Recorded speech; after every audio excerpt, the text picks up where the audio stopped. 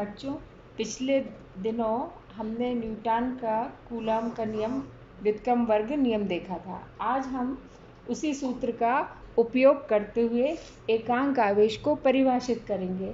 तो न्यूटन के नियम से हमने देखा था कि F = 9 × 10⁹ Q1 Q2 upon r²। यदि इसमें हम कंडीशन डालते हैं कि यदि दोनों आवेश Q1 और Q2 आपस में बराबर हैं और उनका मान हम Q के बराबर रख लेते हैं, यानी कि दो आवेशों का मान समान है और उनके बीच की दूरी 1 के बराबर है, यानी कि इस सूत्र में r की जगह पे हम 1 मीटर रख देते हैं। और यदि हम F का मान 9 × 10⁹ न्यूटन इस दिए गए सूत्र में ये वैल्यू पुट अप करते हैं तो क्या होगा। F के स्थान पे हमने क्या लिख दिया, 9 × 10⁹। यहाँ पे ऑलरेडी फॉर्मूले में 9 × 10⁹ है। Q1 और Q2 दोनों Q है तो Q × Q हो जाएगा। R का मान 1 है तो 1 का स्क्वायर 1 हो जाएगा। तो अंत में ये सारे कट के यहाँ पे Q² की वैल्यू कितनी आ जाती, 1, यानी Q की वैल्यू कितनी हो जाएगी, ±1। तो ऐसे प्रत्येक आवेश को हम एकांक आवेश कहते हैं, जो कि एक दूसरे से कितनी दूरी पर रखे हों, 1 मीटर की दूरी पर रखे हों और उनके बीच में लगने वाले आकर्षण या प्रतिकर्षण बल का मान 9 × 10⁹ न्यूटन के बराबर हो। तो ऐसे प्रत्येक आवेश को हम एकांक आवेश कहते हैं। आवेश का CGS पद्धति में मात्रक जो है उसे स्थैतिक कूलाम कहते हैं और SI पद्धति या MKS पद्धति में इसका मात्रक है कूलाम। अब इसके बाद हम आगे देखते हैं, ये एकांक आवेश के बाद अगला जो बिंदु हमें पढ़ना है वो है विद्युत क्षेत्र।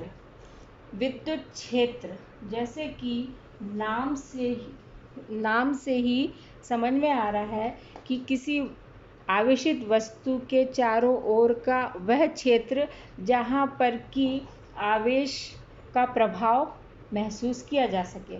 जैसे कि अगर हम चुंबक की बात करते हैं कि एक चुंबक के चारों ओर का चुंबकीय क्षेत्र कहाँ तक होगा, जहाँ तक अगर हम लोहे की कील या लोहे की कोई भी वस्तुओं को वो जितने दूरी तक अपनी ओर आकर्षित कर लेता है उसे हम चुंबकीय क्षेत्र कहते हैं। उसी तरह किसी स्थान पर यदि कोई एक आवेशित वस्तु रखी है, मान लो कि ये धनावेशित वस्तु है, तो इस धनावेशित वस्तु को कौन आकर्षित करेगा, ऋणावेशित वस्तु में इसमें आकर्षण होगा। तो इसके आसपास का वह क्षेत्र जहाँ तक कि इस आवेशित वस्तु के आवेश के प्रभाव को महसूस किया जा सके उसे हम विद्युत क्षेत्र कहते हैं। ये तो इसकी भौतिक रूप से परिभाषा हुई, लेकिन इसको हम परिभाषा के रूप में किस तरीके से व्यक्त करते हैं। तो किसी बिंदु पर रखा हुआ एकांक धनावेश जिस बल का अनुभव करता है उसे उस बिंदु पर विद्युत क्षेत्र कहते हैं। मान लो कि यहाँ पर एक कोई बड़ी आवेशित वस्तु रखी हुई है, तो इसके चारों ओर का क्षेत्र विद्युत क्षेत्र रहेगा और इस आवेशित वस्तु के निकट किसी स्थित बिंदु पर अगर कोई एकांक धनावेश रखा है, एकांक धनावेश यानी कि ऐसा आवेश जिसका कि परिमाण 1 हो, और हमेशा ही हम जो एक धनावेश है उसको ही परीक्षण आवेश कहते हैं, यानी हम जो भी परिभाषाएं परिभाषित करेंगे उनमें हम एकांक धनावेश की कल्पना करेंगे।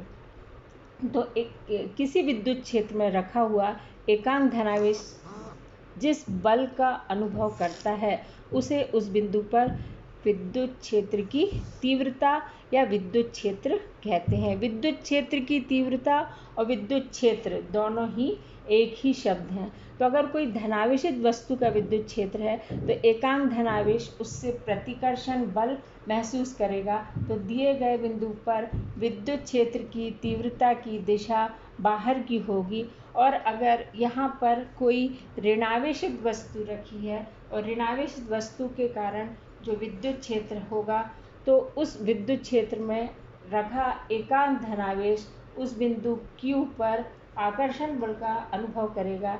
इसलिए विद्युत क्षेत्र की तीव्रता की दिशा उस क्षेत्र के तरफ अंदर के तरफ होगी। तो विद्युत क्षेत्र की तीव्रता एक सदिश राशि है जिसकी की दिशा उस बिंदु पर जिस दिशा में बल लग रहा है उस बल की दिशा के माध्यम से व्यक्त होती है। और उस बल का परिमाण को निकालने के लिए हम यहाँ पर फिर से कूलाम के व्युत्क्रम वर्ग नियम का ही उपयोग करेंगे।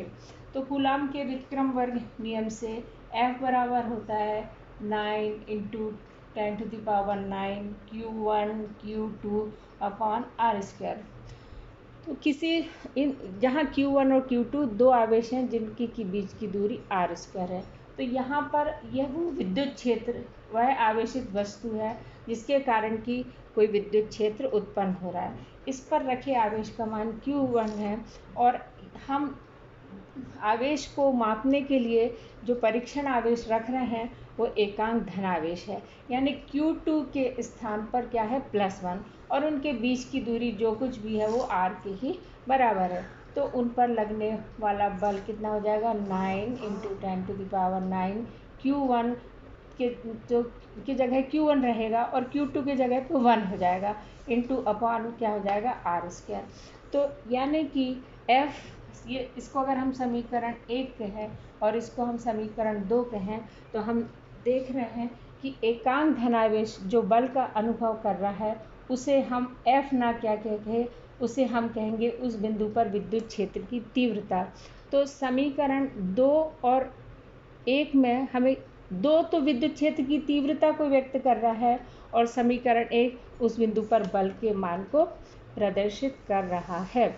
यदि हम यहाँ पर जो समीकरण 2 है इसमें सिर्फ Q2 की कमी है तो समीकरण 2 में लेफ्ट हैंड साइड और राइट हैंड साइड में अगर हम Q2 का गुणा कर दें, यानी कि यहाँ पे भी Q2 का गुणा कर दें और यहाँ पे भी 9 × 10⁹ Q1 Q2 अपॉन r² कर रहे हैं, तो यहाँ पे भी अगर हम Q2 का गुणा कर देते हैं तो ये समीकरण 1 के बराबर हो जाता है, यानी कि F के बराबर हो जाता है। तो इससे हमारा एक रिलेशन आ जा रहा है कि Q2E = F, या और सिंपल जनरलाइज करके इसे हम कह सकते हैं कि F = QE। ये विद्युत क्षेत्र की तीव्रता और बल में प्रदर्शित करने वाला सूत्र है। या इसे हम ऐसे भी निकाल सकते हैं कि अगर किसी विद्युत क्षेत्र में यदि Q आवेश पर F बल लग रहा है तो एकांक आवेश पर कितना बल लगेगा F/Q, और एकांक आवेश पर लगने वाले बल को ही विद्युत क्षेत्र की तीव्रता कहते हैं। तो हमने दोनों ही तरीके से विद्युत क्षेत्र की तीव्रता का सूत्र निकाला है।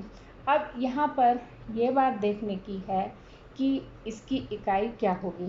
इकाई कैसे निकालेंगे विद्युत क्षेत्र की तीव्रता E बराबर F की जो इकाई है F की इकाई है न्यूटन SI पद्धति में और Q की इकाई है कूलाम। तो विद्युत क्षेत्र की तीव्रता की इकाई हो जाएगी न्यूटन प्रति कूलाम। अब हमने विद्युत आवेश के बारे में देखा, विद्युत क्षेत्र की तीव्रता के बारे में देखा। इसके बाद नेक्स्ट जो टॉपिक हमें पढ़ना है वो है विद्युत द्विध्रुव इलेक्ट्रिक डायपोल।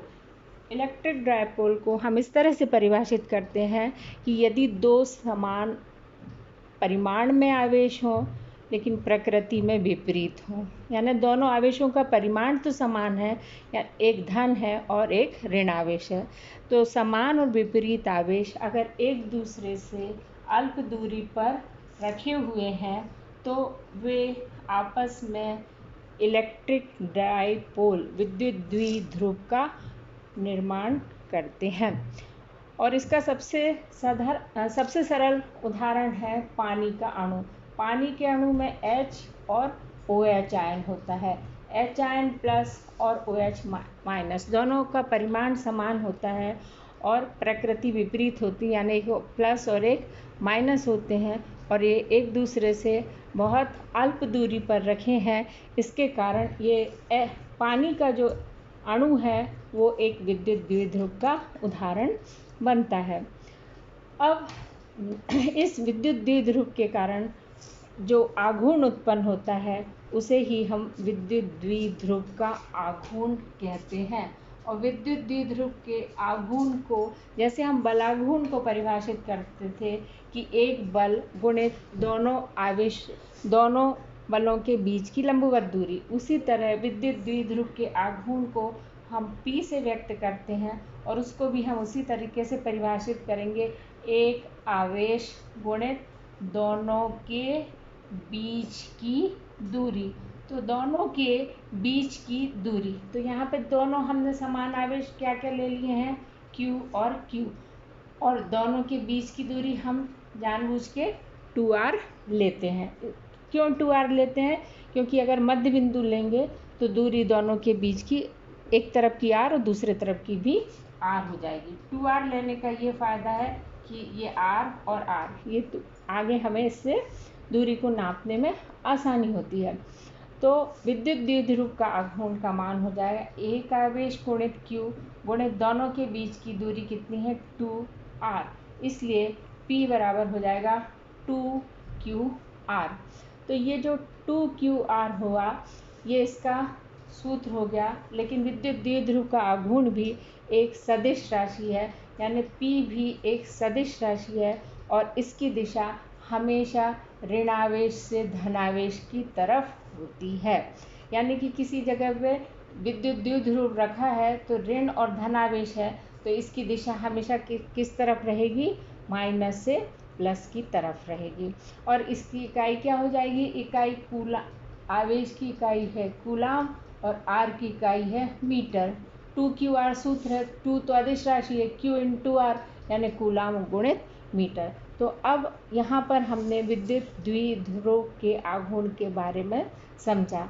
आगे इस चैप्टर में हमें विद्युत द्विध्रुव के कारण अक्षीय और निरक्षीय स्थिति में विद्युत क्षेत्र की तीव्रता के बारे में पढ़ना है।